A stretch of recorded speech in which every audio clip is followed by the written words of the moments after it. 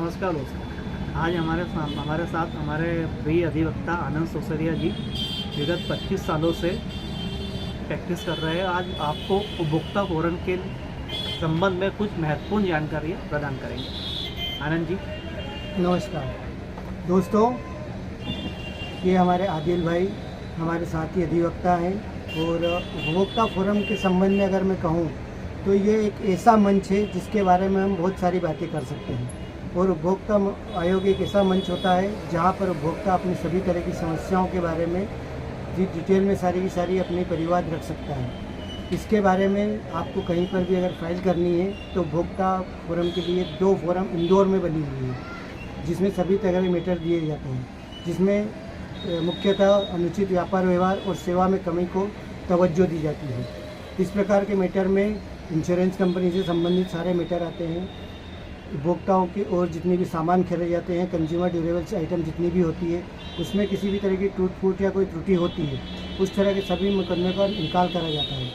मुख्यतः इसमें कोई सा भी परिवाद दायर करने के लिए जिला उपभोक्ता विवाद में इसमें कोई सा भी परिवाद दायर करने के लिए कुछ शुल्क भी, नॉमिनल शुल्क भी लगता है। और अगर आप किसी वकील साहब की सहायता लेते हैं तो वो आपके लिए ज़्यादा प्रॉफिटेबल रहता है, ताकि वो अच्छे से व्यवस्थित रूप से अपना परिवाद भी लगा सके और साथ ही अपना सारा काम व्यवस्थित रूप से कर सके। और कुछ इसके अलावा कुछ और महत्वपूर्ण जानकारी? इसके अलावा अगर कहना चाहें तो उपभोक्ता फोरम में 3 जज होते हैं, जिसमें से एक मुख्य जज होता है और 2 मेंबर जज रहते हैं जो इस पूरे केस के बारे में निष्कर्ष निकालते हैं। साथ ही इसमें किसी भी तरह के परिवाद का निकाल जल्दी से जल्दी होने की संभावना रहती है। साथ ही अभी तो इसका बहुत वृहद रूप कर दिया गया है, जिसके कारण से इसमें खूब सारे स्कोप बढ़ चुका है।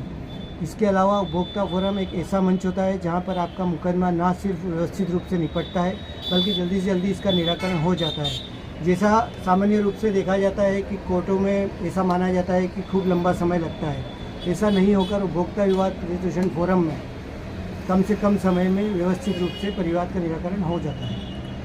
अब वकील साहब के साथ हम अगली वीडियो के साथ 138 के केस के बारे में चर्चा करेंगे। धन्यवाद। Thank you.